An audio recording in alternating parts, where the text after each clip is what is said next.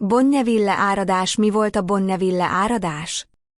A Bonneville áradás egy hatalmas, katasztrofális árvíz volt Észak-Amerikában, amely a jégkorszak végén, körülbelül 14.500 évvel ezelőtt következett be.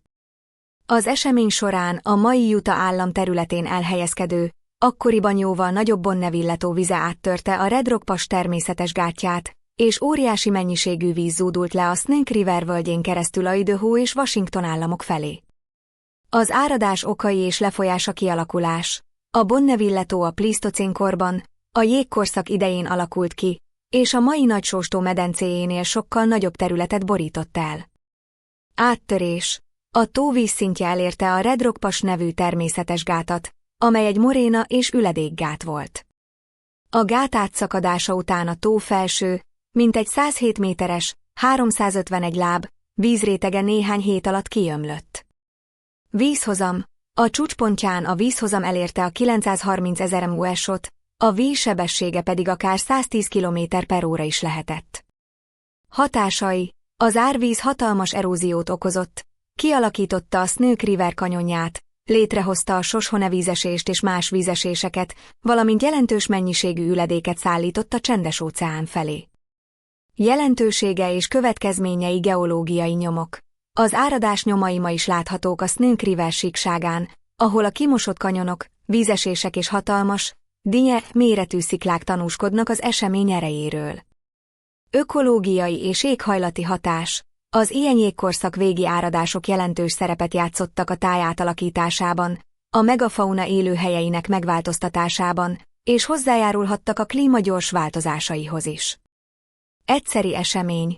A Bonneville áradás egyszeri, de rendkívül nagy volumenű esemény volt, szemben például a Missólató ismétlődő áradásaival. Összefoglalás. A Bonneville áradás a jégkorszak végének egyik legnagyobb természeti katasztrófája volt Észak-Amerikában, amely néhány hét alatt több ezer köbkilométernyi vizet szabadított el, drámai módon átalakítva a tájat és hozzájárulva a kontinens ökológiai és geológiai fejlődéséhez. Értelmezés. Bonneville áradáshoz nagyon hasonló áradások nyomait szerte megtalálták a régészek és a geológusok. És kiderült, hogy az egész bolygón általános és nem ismeretlen. Sőt, a mélyebb rétegekben még azt is felfedezték, hogy rendszeresen és ciklikusan történik. Ami arra utal, hogy ez egy reakciója a természetnek, amit valami más indukál. A gyakoriság teljesen összeköthető a nagyobb léptékű Heinrich eseményekkel. Mintha valamilyen előjele lenne Heinrich eseményeknek. Tehát a Bonneville áradásokhoz hasonló nagy áradások azok jelzésértékűek, egy jóval masszívabb és nagyobb léptékű természeti eseménynek. Amit valami más, egy külső hatás indukál. Rendszeres, ismétlődő és kiszámítható. Tehát fel lehet rá készülni. Más szóval kalkulálni lehet vele.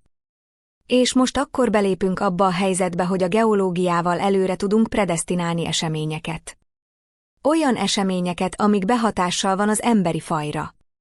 Ezt az információt fel tudjuk használni jóra és rosszra is. Nyerészkedhetünk az információval. Vagy akár a jövőbeli terveinkbe bele is építhetjük.